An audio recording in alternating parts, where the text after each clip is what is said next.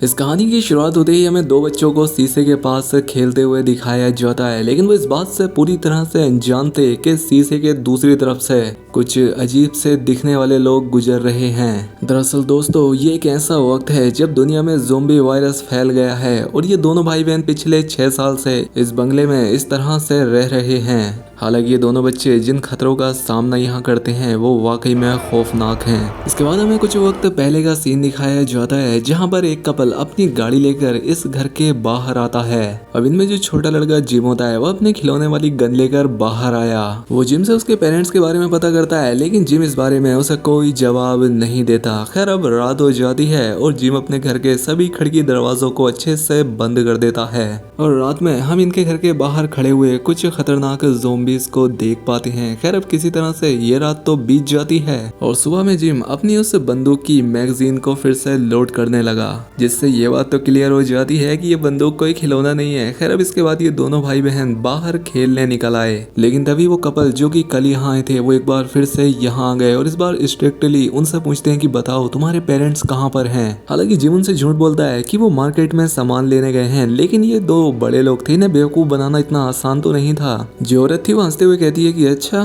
तो ठीक है, फिर टाउन यहाँ से काफी दूरी पर है और हम यहाँ तब तक तुम्हारे घर में रुक जाते हैं और तुम चिंता मत करो, तुम्हारे पेरेंट्स के आने तक हम तुम्हें यहाँ पर सेफ रखेंगे। लेकिन जब इन दोनों ने जाकर फ्रिज में भरा हुआ सारा राशन और बाकी भी सारी सप्लाई की चीजें देखी, ये देखकर ये फैसला कर लेते हैं कि अब तो हम यहाँ से कहीं नहीं जाने वाले। इनमें से जो आदमी होता है वो कहता है कि मैं बाहर जाकर गाड़ी छिपा देता हूँ और ऐसा लग रहा था जैसे ये लोग भी किसी से डर के मारे भागे हों। खैर, अब रात होने पर जिम उनकी बातें चुपचाप सुनने लगा और उनकी बातों से साफ पता लग रहा था कि अब वो इस जगह से टलने नहीं वाले, उन्हें ये जगह पसंद आ गई है। इसलिए जिम अपनी छोटी बहन को एक सेफ रूम में ले जाकर उसे छिपा देता है और इसी तरह से ये दोनों भाई बहन अपने आप को छिपाकर सरवाइव करा रहे थे। खैर, अब सुबह होने पर जैक नाश्ता तैयार करके बैठा था। यहाँ पर जैक जिम से कहता है कि देखो यार, ये जगह मुझे पसंद आ गई है, तो प्लीज तुम मुझे यहीं पर रहने दो। जिम धीरे से अपने कुत्ते से पूछता है क्या अब वक्त हो गया है। उसका कुत्ता उसके पास आकर धीरे से सर हिला देता है, जिसके बाद जिम अपनी बहन को उठाकर सेफ रूम में छिपा देता है और नीचे वो कपल मजा कर रहे थे।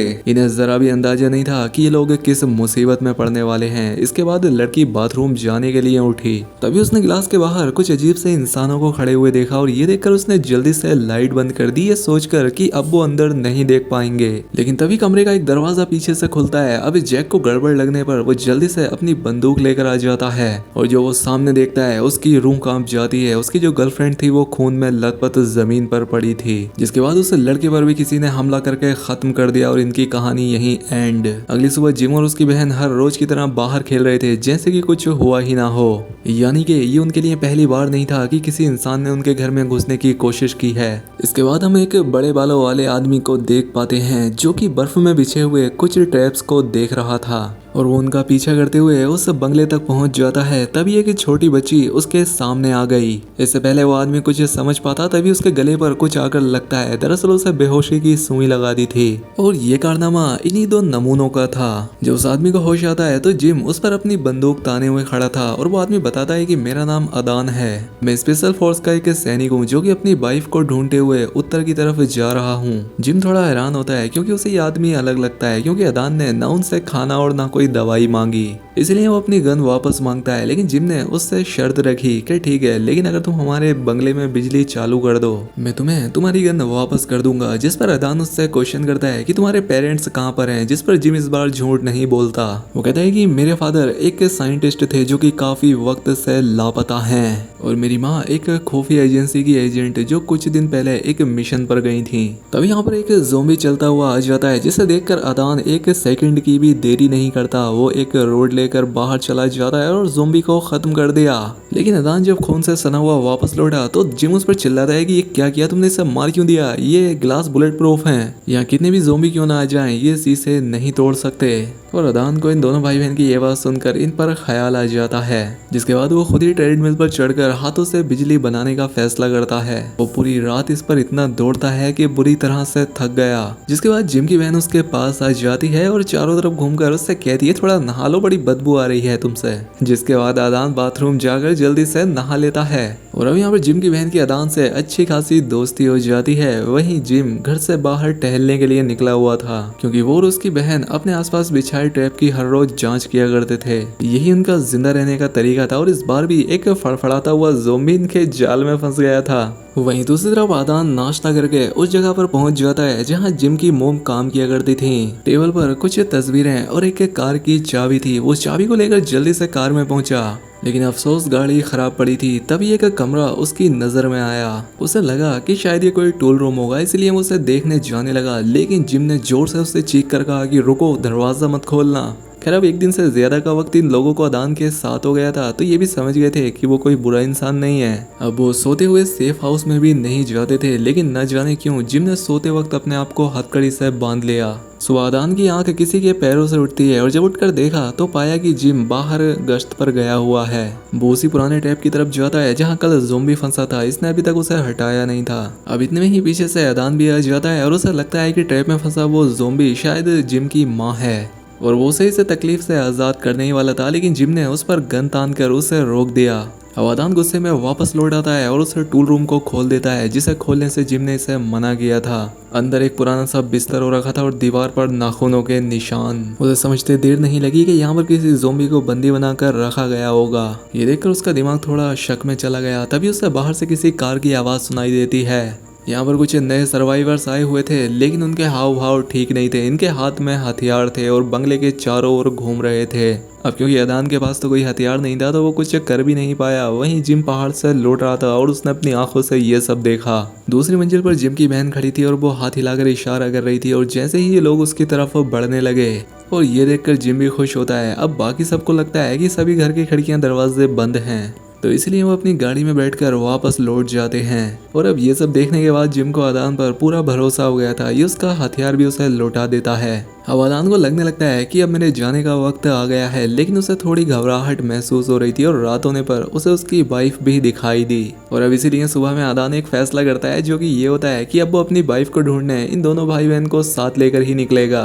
इससे उसे अच्छा लगेगा और ये बच्चे सेफ भी रह सकेंगे। लेकिन जिम उसकी बात सुनकर तुरंत मना कर देता है। कहता है कि मुझे यहीं रुकना होगा, मेरी माँ यहीं पर आएगी।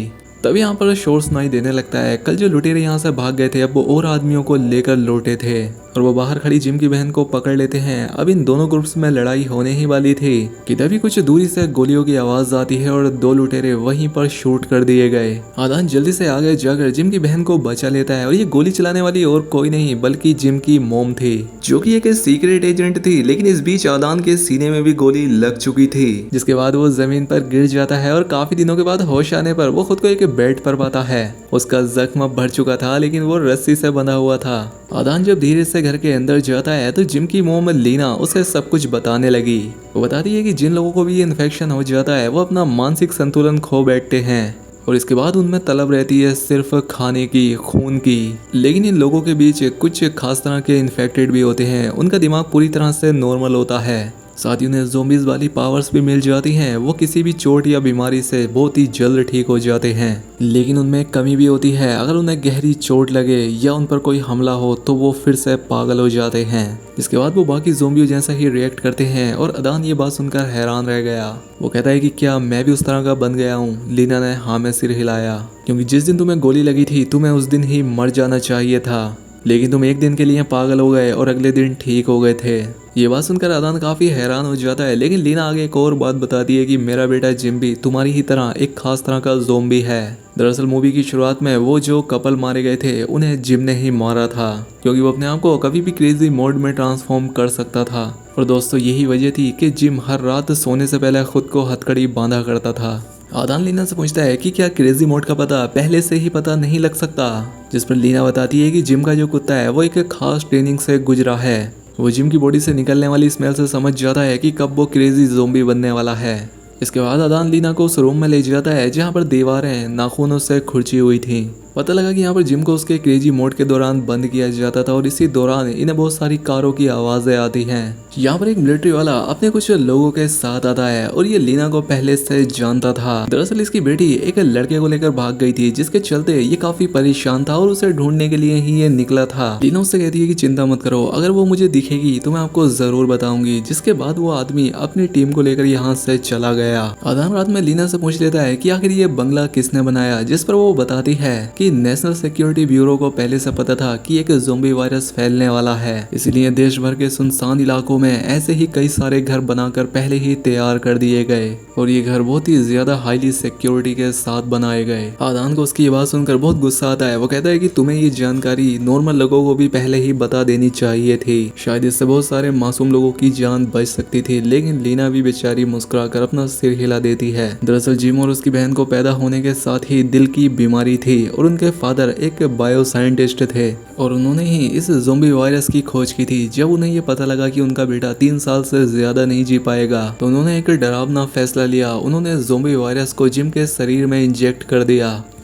जिसके बाद से ही जिम एक खास तरह का ज़ोंबी बन गया। लेकिन जब जिम पहली बार क्रेजी मोड में गया तो सबसे पहले उसने अपने फादर को ही काटा। वो खुद को नहीं बचा पाए और धीरे धीरे एक नॉर्मल ज़ोंबी में बदल गए, जिसके बाद मुझे ही अपने हस्बैंड को मारना पड़ा। और ये बात सुनकर आदान अंदर से हिल गया। उसकी नज़र में लीना के लिए इज्जत और भी ज्यादा बढ़ गई, क्योंकि एक माँ जो अपनी फैमिली को बचाने के लिए हर हाल में सब कुछ कर रही है। अब लीना की फैमिली को भी आदान पर पूरा भरोसा था। अब एक दिन जिम का कुत्ता अचानक से भौंकने लगता है। लीना समझ गई कि जिम की तबीयत फिर से बिगड़ने वाली है, इसलिए उसने जिम को उस रूम में जाकर बंद कर दिया और कुछ वक्त के बाद अंदर से खौफनाक चीखें आने लगी। ये देखकर लीना बहुत रोती है, लेकिन बावजूद इसके दरवाजे के बाहर बैठी रही, क्योंकि इसके अलावा दूसरा कोई रास्ता भी तो नहीं था। खैर अब इसके बाद आदान लीना के पास आकर उससे कहता है तुम आराम कर लो, मैं पहरा देता हूँ। लेकिन इसी बीच लीना की जो बेटी थी वो बाहर बर्फ में खेलते खेलते बेहोश हो जाती है, जिससे लीना समझ गई कि उसकी बेटी की दिल की बीमारी फिर से उभरने लगी है। अब इनके पास कोई ठीक इलाज तो नहीं था, इसलिए आदान ने फिर से इन्हें सजेशन दिया कि इसे भी वही ज़ोंबी वाला वायरस इंजेक्ट कर दिया जाए, शायद इससे इसकी जान बच जाए। लेकिन लीना साफ इनकार कर देती है। वो उससे कहती है कि देखो जिम का बच जाना 1 लाख में सिर्फ एक केस होता है और मेरी बेटी ने पहले ही बहुत कुछ झेला है और अब कुछ ना करने की वजह से बेचारी उस मासूम लड़की की जान चली गई। और इसके बाद भी आदान अपना सामान पैक करके अपनी वाइफ को ढूंढने के लिए जाने लगा। हालांकि लीना और जिम उससे यहीं पर रुकने को कहते हैं, लेकिन अभी से भी अपनी वाइफ को हर हाल में ढूंढ नहीं था, इसीलिए वो निकल पड़ा और अब इनके घर से एक साथ 2 लोग खाली हो गए थे।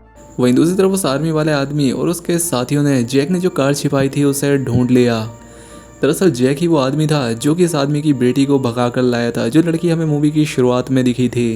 इसलिए वो आदमी और उसके सभी साथी लीना के घर में ही छानबीन करने का फैसला करते हैं। इसी बीच तेज कदमों की आवाज से आदान की भी आंख खुल जाती है, जो कि बर्फ में सो रहा था। उसने बर्फ पर बहुत सारे आदमियों के पैरों के निशान और साथ ही टायर्स के निशान भी देखे, जो कि सीधे लीना के घर की तरफ जा रहे थे। ये देखकर आदान बहुत परेशान हो उठा, इसलिए वो तेजी से उसके घर की तरफ जाने लगा और वो दूर से देखता है कि अब लीना का पूरा घर इस कार्सन नाम के आदमी के कब्जे में था। अब कार्सन लीना पर उसकी बेटी को छिपाने का आरोप लगाने लगा, क्योंकि उसके आदमियों को उसकी बेटी की एक छोटी सी निशानी यहाँ पर पड़ी मिल जाती है। लेकिन लीना कुछ नहीं जानती थी, तो वो कोई जवाब भी नहीं देती। वहीं दूसरी तरफ आदान कार्सन के आदमियों से छिपते हुए घर के अंदर चला गया। उसे किचन में छिपा लीना का बेटा भी मिल जाता है और यहाँ पर आदमियों को गिनकर वो अपना हथियार निकालता है। इसके बाद वो कार्सन के सभी सैनिकों को अंधेरे में छिपकर एक एक करके मारता गया। लेकिन जब वो मेन हॉल में पहुंचता है तो कई सारी गन उस पर पॉइंट हो जाती है।